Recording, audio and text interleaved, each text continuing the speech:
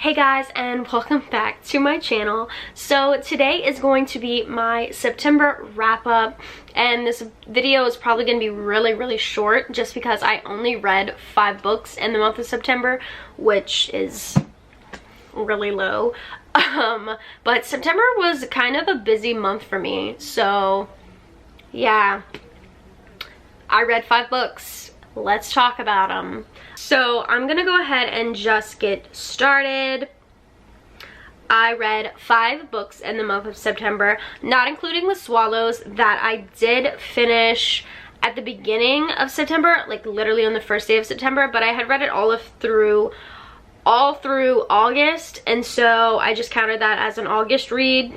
The first book that I actually finished was a book that I had already read, and it was Stephen King's It.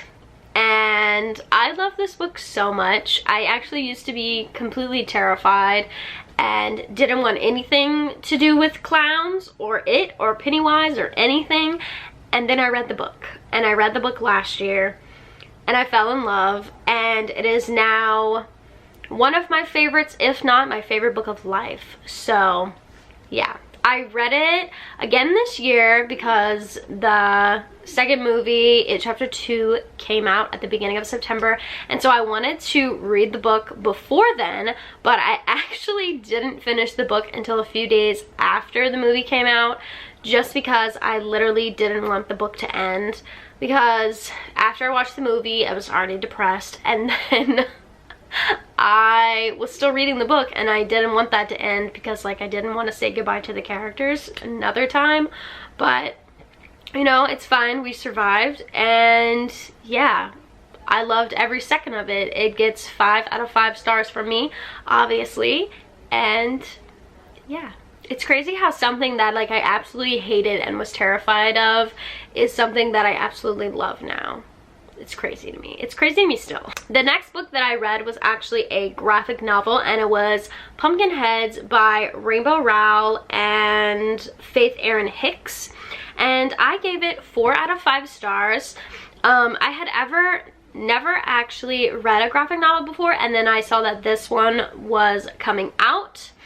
I believe it came out at the end of August, so perfect and just in time for September and like fall reads. So I read it. It was very cute. I enjoyed it a lot, and yeah, I really recommend it for this time of year. Obviously it came out for this time of year. Yeah, it's about these 2 friends who are like seasonal friends. They're only friends, and they only talk to each other during like fall and, you know, the Halloween season, because they work at this pumpkin patch, which is why it's called Pumpkinheads, and they don't talk to each other the rest of the year. So they're seasonal friends, and they always tend to work together, like in the same booth. And they figure, hey, this is our last time that we're going to be able to experience everything, and we go to college next year, so we need to do everything that we can tonight. And it happened to be Halloween night, and so the whole entire novel, they're just running around this pumpkin patch trying to get this girl that he likes to talk to him, and they're just doing all of the fun, you know, fall things in the park. And yeah, I really enjoyed it, and I really recommend it. Yeah. Moving on to the next book, I actually picked up another graphic novel just because I liked Pumpkinhead so much. I thought that, you know, I'll try another graphic novel. And actually, this graphic novel didn't capture me whatsoever. And it was Are You Listening by Tilly Walden, and I gave it 2 out of 5 stars. I believe this book came out at the beginning of September, so I was like in that graphic novel mood from Pumpkinheads. I just jumped straight into this one, and I didn't like this very much. The whole entire book, they're just driving around in this car trying to get to this girl's aunt's house, and then they find a cat along the way, and like the majority of the book is just them driving in this car. And then like it was weird because the two main characters look so much alike that I kept getting them mixed up, and I was like confusing myself. And then like some of the drawings, I don't know, just weren't like, a lot of it was like sort of abstract drawing, and so it was like kind of hard to like understand. I don't know. There was like some elements that was like thrown in like towards the end. There was like this sexual abuse story that was thrown in, and then there was like this bullying story that was thrown in, and then there was like something about magic that was thrown in, and I was like, none of this like fits the story. I mean, I guess the sexual abuse thing did fit the story, but in the end, none of it mattered because it literally ended the way that the story had began pretty much, and so I felt like I wasted my time. So yeah. The next book that I read I actually really enjoyed, and it was called These Witches Don't Burn by Isabella Sterling. And this was also a new book. Literally all of these books were new books. This was a new book that came out in May of this year. So yeah. And it was based in the summertime in Salem, Massachusetts. It is about this girl named Hannah, and she is what they call an elemental witch. So she deals with like, her powers are like the earth and like wind, fire, stuff like that. And it's basically her and her coven, which is like her family, and they live in Salem, Massachusetts, and basically she is getting hunted by, she thinks it's like a blood witch.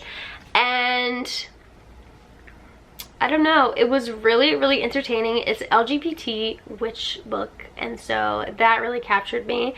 And it was really entertaining. It was a YA novel, so it was like a little cringy with like teenager, you know, bicker and stuff, but that was fine. Actually, I didn't mind it that much.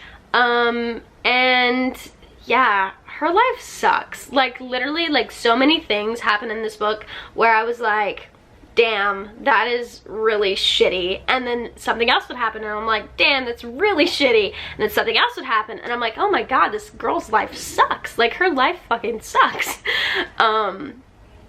But yeah, I really, really enjoyed it, and I recommend it. I think they're making a sequel to this actually, and so yeah, can't wait to read that either.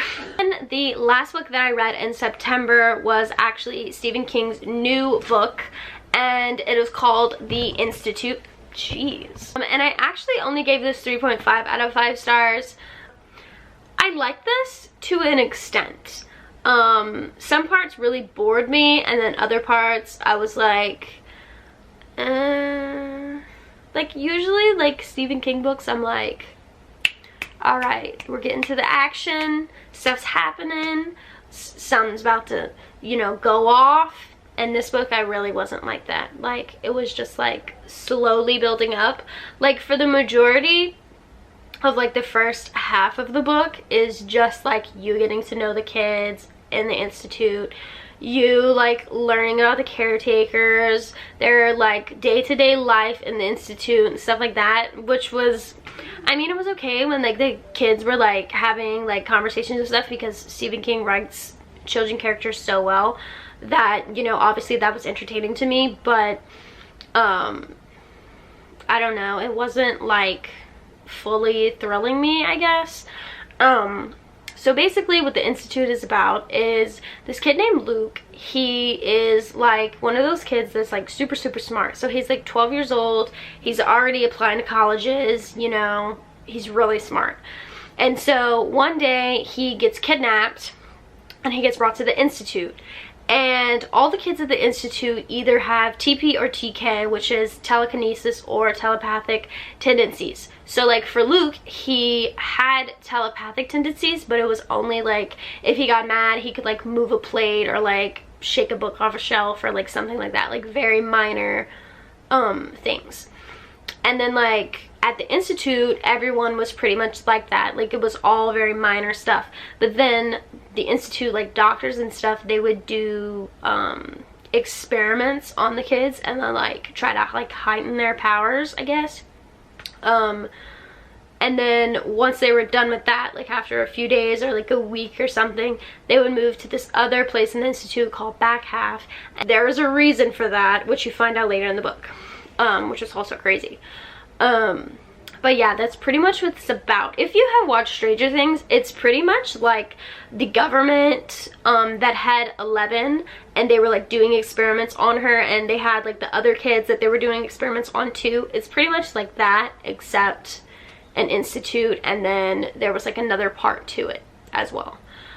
I mean, I liked it. I still gave it 3.5 out of 5 stars, but it wasn't like my favorite King book ever.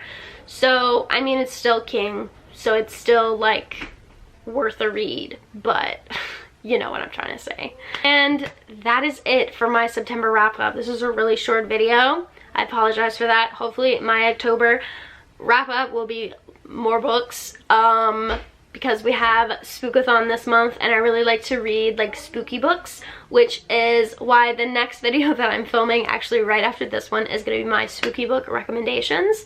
So yeah, hopefully I finish more than 5 books in October. And yeah, I'm gonna have to find time though. Like, I'm really gonna have to find time, because October is like the busiest month for me, because like, you know, haunted houses, pumpkin carving, watching all the spooky movies, like, you know, pumpkin patches and all that jazz. So we'll just have to find time to read. It might be hard. We'll see. We'll see at the end of October, I guess. Thank you guys for watching this video, and subscribe if you want to see more videos. Yeah, comment below what you read in September. Comment below what you're excited to read in October, because I'm excited for a lot in October. So yeah. Anyways guys, thanks for watching. I will see you in the next one. Bye.